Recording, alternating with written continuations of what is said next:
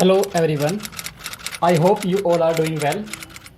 So today we are going to discuss vocabulary but in a unique manner. आज हम पढ़ने जा रहे हैं vocabulary, लेकिन हम एक नए तरीके से पढ़ेंगे vocabulary. देखिए vocabulary को याद करने के बहुत सारे तरीके आपने बचपन से देखे होंगे, लेकिन हम आज जो तरीका देखने जा रहे हैं वो एक यूनिक तरीका इसलिए है क्योंकि आप यहाँ रट्टा नहीं मारने वाले हैं. आप vocabulary यानी वर्ड्स को रटेंगे नहीं. एक और बात, vocabulary हमारे लिए ज़रूरी क्यों है पहले ये समझते हैं. एक एग्जाम्पल देना चाहूँगा मैं आपको. देखिए सिंपल सी बात है, एक इंसान है जिसको बहुत अच्छा मकान बनाना आता है, लेकिन अगर उसके पास ईंटें नहीं हैं, यानी उसके पास अगर ब्रिक्स नहीं हैं, तो वो इंसान कैसा भी मकान नहीं बना सकता. ऐसे ही अगर आपको बहुत अच्छी इंग्लिश आती है या आपको बहुत अच्छी ग्रामर आती है, लेकिन अगर आपके पास वोकैबुलरी नहीं है, आपको वोकैबुलरी लर्न नहीं है, तो आप अपनी इंग्लिश का जो है यूज़ अच्छे से नहीं कर सकते हैं. इसीलिए वोकैबुलरी को लर्न करना बहुत इंपॉर्टेंट है. तो चलिए स्टार्ट करते हैं. रूट वर्ड्स क्या होते हैं पहले ये समझते हैं हम. ठीक है, रूट वर्ड्स का मतलब होता है कि आप जो है उन वर्ड्स के जो मेजर वर्ड्स है, जहाँ से वर्ड्स निकल के आए हैं, आप वो याद कर रहे हैं. फॉर एग्जांपल एक वर्ड हमारे सामने आता है BEN, बैन. इसके लिए आप BON यूज़ कर सकते हैं एंड BENE. ये तीनों ही वर्ड, इनका मीनिंग क्या होता है? इन तीनों वर्ड का मीनिंग होता है गुड और वेल. यानी इन तीनों वर्ड का मीनिंग होता है अच्छा. बैन, बोन या बेन, ये तीनों का मतलब क्या होता है? अच्छा होता है.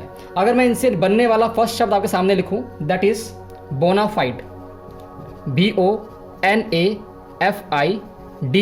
बोनाफाइड. इसका मतलब क्या होता है? देखिए पहले समझिए आप. बैन मैंने आपको बताया, बोन मैंने आपको बताया, इसका मीनिंग क्या होता है? गुड. बोन का मीनिंग होता है गुड. एंड फाइड का मीनिंग क्या होता है? फाइड का मीनिंग होता है ट्रस्ट. यानी आप बात कर रहे हैं गुड ट्रस्ट की. यानी बेसिकली ये जो चीज़ इसकी हम बात कर रहे हैं, इसका मतलब हो गया निष्कपट. हिंदी में बोलेंगे निष्कपट. निष्कपट. बोल दो आपको हिंदी से नहीं वोकैबुलरी सीखनी है, लेकिन फिर भी आपको जिसका वर्ड जो है, जिसका मीनिंग जो है आपको क्लियरली समझ में नहीं आ रहा है, तो उसके लिए आप हिंदी यूज़ कर सकते हैं. मैं एग्जाम्पल देता हूँ इसके लिए आपको. बोनाफाइड आपने वर्ड सुना होगा सर्टिफिकेट. सर्टिफिकेट. बोनाफाइड सर्टिफिकेट क्या होता है? यानी ऐसा सर्टिफिकेट जो जाली नहीं है, बिल्कुल रियल एंड ओरिजिनल है, उसे आप बोल सकते हैं बोनाफाइड सर्टिफिकेट. ठीक है, आप सोचिए एक मैंने लिखा बोनाफाइड स्टोरी. ये मैं आपको एग्जांपल दे रहा हूँ. बोनाफाइड स्टोरी मतलब रियल स्टोरी. कोई मनगढ़ंत कहानी की बात नहीं कर रहे हम बात कर रहे हैं रियल स्टोरी की. तो बोनाफाइड का मीनिंग क्या हो गया आपका? बोनाफाइड का मीनिंग आपका हो गया जो कि बिल्कुल ओरिजिनल हो. ठीक है, ओरिजिनल बोल सकते हैं आप इसको. ठीक है, तो ये आपका बोनाफाइड का मीनिंग हो गया. चलिए हम आते हैं नेक्स्ट वर्ड पे. हमारे सामने नेक्स्ट वर्ड क्या हो सकता है मिलता जुलता इससे? अब रूट क्या हो गया हमारा? बैन, बोन और बेन. इससे बनने वाले जो शब्द आपके बन सकते हैं हम वो डिस्कस करने वाले हैं. ठीक है, मैं आपको बता रहा हूं कि अगर ये वर्ड आपको कहीं दिखते हैं तो उसका मीनिंग इससे ही मिलता जुलता होगा, गुड से मिलता जुलता होगा. ठीक है, चेक करते हैं. नेक्स्ट वर्ड हमारे सामने है बेनेडिक्शन. बेनेडिक्शन. बेनेडिक्शन के अंदर आपको दिख रहा है ये बेन वर्ड आया हमारे सामने. इसका मतलब होता है गुड. और डिक्ट माने क्या होता है? डिक्ट का मीनिंग होता है आपका स्पीक. अब सोचिए आप, डिक्ट जो वर्ड है आपका डिक्शनरी में भी यूज किया जाता है. डिक्शनरी जो है मोस्टली लोग जो है वोकैबुलरी के मीनिंग ढूंढने के लिए, सर्च करने के लिए आप यूज करते हैं. लेकिन डिक्शनरी के अंदर प्रोनाउंसिएशन यानी उस वर्ड का उच्चारण कैसे करना है आपको ये भी बताया जाता है. तो डिक्ट का मीनिंग क्या हो गया? स्पीक. गुड स्पीक यानी अच्छा बोलना, किसी के बारे में अच्छा बोलना, मतलब ब्लेसिंग्स. ब्लेसिंग्स. और ब्लेसिंग्स को आप हिंदी में बोल सकते हैं आशीर्वाद. ठीक है, तो बेनेडिक्शन का मीनिंग क्या हो गया? ब्लेसिंग्स यानी किसी के बारे में अच्छा बोलना. देखिए वर्ड वही आया हमारे सामने, गुड. और डिक्ट माने स्पीक. अच्छा, एक वर्ड आपने सुना होगा डिक्टेटर. डिक्टेटर भी वर्ड इसी से बनता है, यानी वो अपनी चलाता है, अपनी अपनी बोलता रहता है कि मेरी सब लोग सुने, उसे हम बोल सकते हैं डिक्टेटर. कौन था डिक्टेटर? डिक्टेटर आपका हो सकता है, आपने एग्जाम्पल सुना होगा हिटलर का. ठीक है, हिटलर एक बहुत बड़ा डिक्टेटर था. हम आते हैं थर्ड वर्ड पे हमारे सामने है, that is BENEFICENT. Beneficent. Beneficent का मीनिंग क्या हो गया? ये वर्ड आपका हो गया गुड. जैसा कि मैंने आपको बताया हमारा रूट, हमारा जो है वो यही है. ठीक है, और बेनिफिशेंट देखिए इसका मतलब ये हो गया वो इंसान जो है जो दूसरों का भला करे. Performing act of charity. A person who performs the act of charity. A person who performs the act of charity, यानी जो दूसरों का भला करने का काम करता है उसे हम बोल सकते हैं बेनिफिशेंट।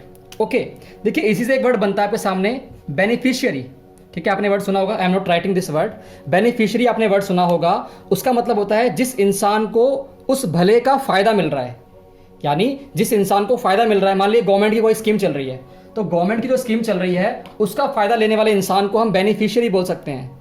ठीक है, सो बेसिकली बैन, बोन और बेन, इन सब का मीनिंग होता है गुड या फिर वेल। मैं आपको बार बार रूट पे से लेके जा रहा हूँ क्योंकि हमें जो है वर्ड को रटना नहीं है, हमें समझना है कि वर्ड कैसे बनते हैं, रूट से कैसे बनते हैं हमारे सारे वर्ड्स। ठीक है, चलिए आगे कंटिन्यू करते हैं। नेक्स्ट वर्ड पे हम लोग आते हैं। नेक्स्ट वर्ड हमारे सामने हो सकता है बेनोवेलेंट। ये वर्ड आपने सुना होगा पक्का, BENEVOLENT, बेनोवेलेंट।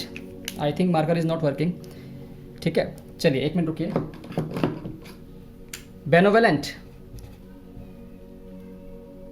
ओके, तो बेनोवेलेंट जो वर्ड हमारे सामने है ये आपके दो रूट वर्ड से मिलकर बना है। ठीक है, पहला वर्ड क्या है आपका बेन, जिसका मतलब आप जानते हैं पहले से, यानी बेन का मतलब है गुड, आपका अच्छा। ठीक है, तो ये मुझे लिखने की जरूरत नहीं है। एक वर्ड और आया यहाँ पे वोल, VOL।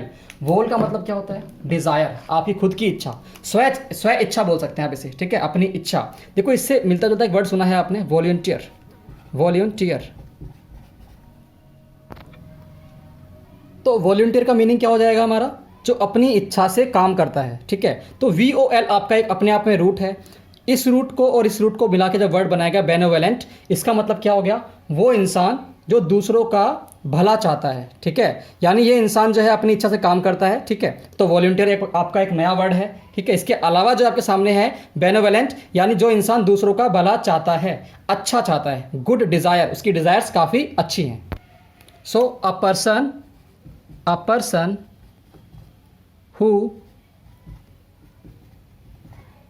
thinks good of other, यानी जो इंसान दूसरों का अच्छा सोचता है, ठीक है, चाहता है, उसे हम बोलते हैं बेनोवेलेंट। ओके, इसे आप जो है, हम एक और वर्ड हमारे सामने आता है, फिफ्थ वर्ड देखते हैं एक बार। फिफ्थ वर्ड हमारे सामने हो सकता है benefactor. Benefactor, this is BENEFACTOR, benefactor. इसका मीनिंग क्या हो जाएगा? इसका मीनिंग हो जाएगा, देखिए पहले आप रूट समझिए। रूट तो वही आ गया गुड हमारा। फैक्टर क्या होता है? फैक्टर कॉजिंग, यानी जो किसी काम को होने में हेल्प करे, कॉजिंग बोल सकते हैं आप, किसी भी वर्क के होने में सहायता करे। ठीक है, हेल्प करे, यानी बेनेफैक्टर, यानी जो दूसरों को फायदा पहुंचाए, उनकी हेल्प करे किसी भी तरीके से। तो क्या बन सकता है आपका? Someone or something, or something that provide help, यानी जो दूसरों को सहायता पहुंचाए या उनकी हेल्प करे, यानी उनके गुड में एक कारण बजे, एक कारण बने। ओके, जैसे एग्जांपल क्या है इसका? बेस्ट एग्जांपल हमारे सामने है सोनू सूद। उन्होंने जो है लॉकडाउन के अंदर बहुत सारे लोगों की हेल्प करी है, तो हम उन्हें बेनिफैक्टर बोल सकते हैं।